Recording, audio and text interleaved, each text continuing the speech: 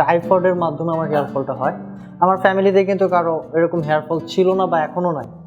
তো আমার যখন হেয়ার ফল হয় তখন আমি অনেক ধরনের মেডিসিন ইউজ করি, আমি অনেক জায়গায় আমার চুলের ব্যাপারে স্কিন ডাক্তারদের সাথে পরামর্শ করি, বাট কোথাও কোনো রেজাল্ট পাচ্ছিলাম না। নিউরিটস ক্লিনিকের প্রত্যেকটা স্টাফ, ডাক্তার, কলিগ যারাই আছে আমার প্রতিনিয়ত তারা খোঁজ খবর নিয়েছে।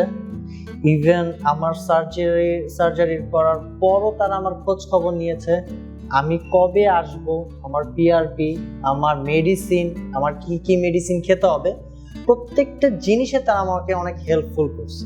And thank you so much everyone.